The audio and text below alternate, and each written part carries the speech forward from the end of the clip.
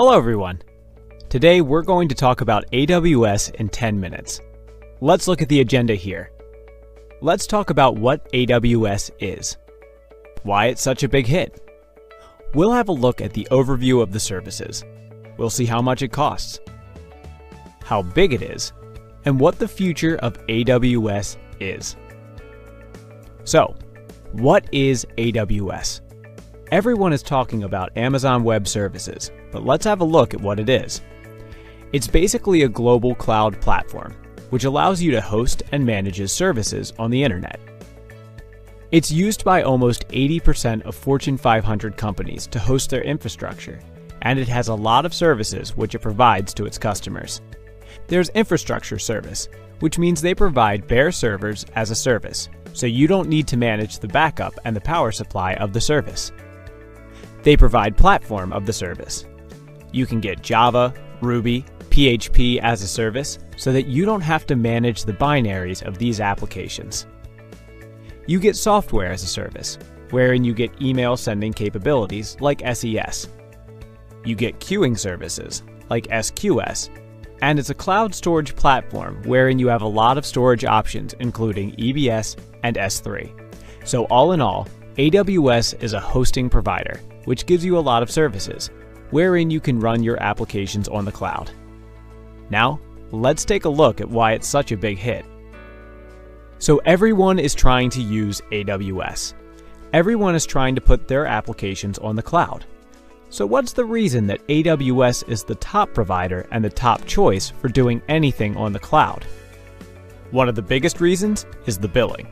So the billing is very clear. You get a per hour billing.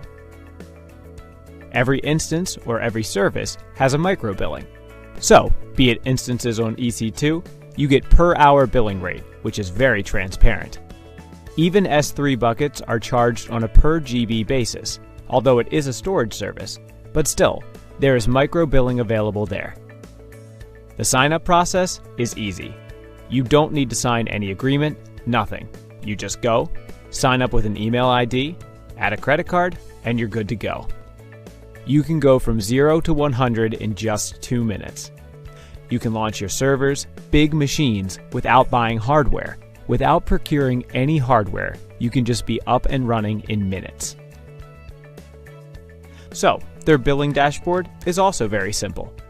They give you an integrated billing dashboard, which gives you reports. You can pull out reports every month.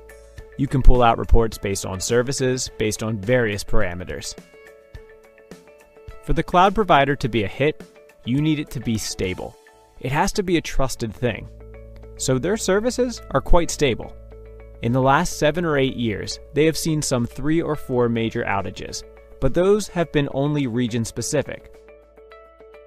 So that means out of the 12 or 13 regions in which they operate, the outages have been region-specific in a particular country or continent, and those also have not been more than 2 or 3 hours and have not affected all of their customers.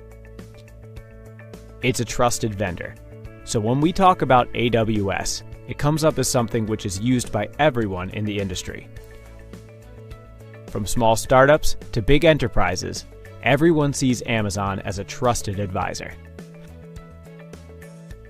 Now, let's have an overview of the most commonly used services. So the first and the most commonly used service is EC2, which is Elastic Compute Cloud. This is the service which gives you bare servers. So this service will give you a machine which you can launch and you can run your software on those. You can get small or big machines based on your requirements. The second choice is VPC. So Amazon will not allow you full control of their cloud. Instead, they give you chunks of their cloud, which is VPC, or the Virtual Private Cloud. So VPC lets you create networks in the cloud and then run your servers in those networks. The next one is S3, which is Simple Storage Service.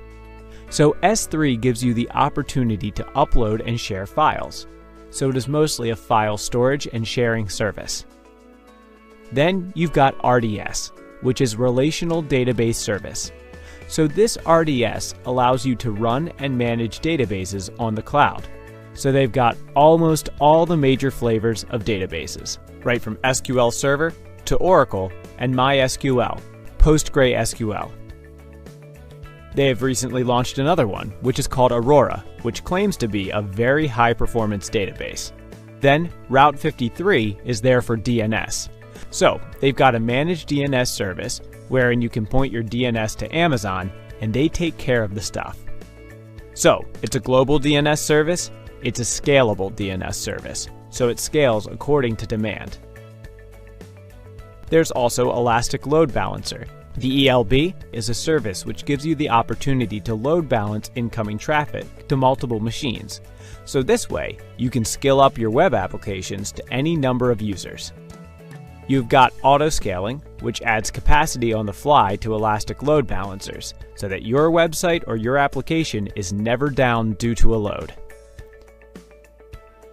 How much does it cost? This per hour billing is already mentioned for everything. If it's something like a storage thing, again, there's a per hour or per GB month storage.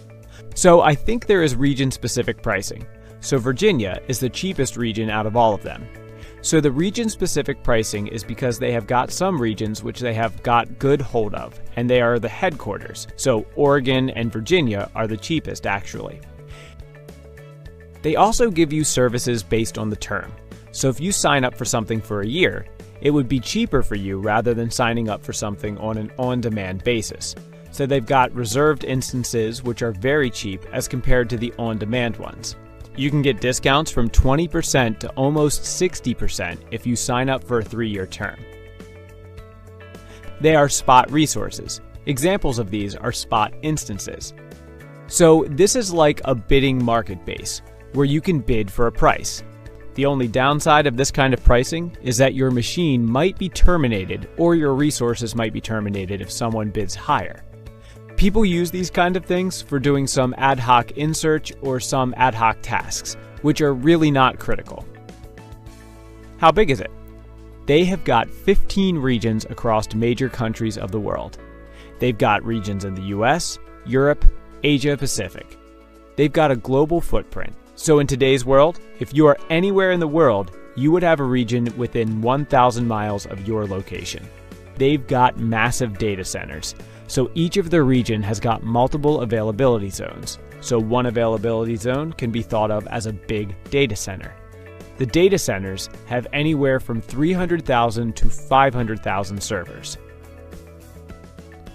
What is the future of AWS? So they currently have 64 services, which span across infrastructural service, software as a service, platform as a service. They are launching new services in all demands every day. Right now, they are focusing on machine learning. So recently, they've launched a couple of services, which focus exclusively on machine learning. And they are focusing on software as a service product, wherein they want to take control of the service you want to utilize. They don't want you to do it. They want you to upload it to them.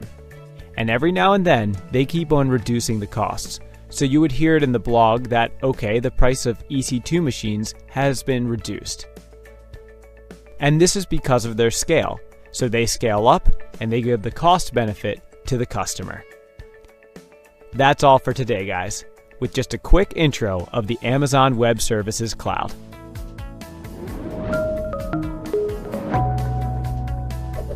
Hey, want to become an expert in cloud computing? Then subscribe to Simplilearn's channel and click here to watch more such videos. To nerd up and get certified in cloud computing, click here.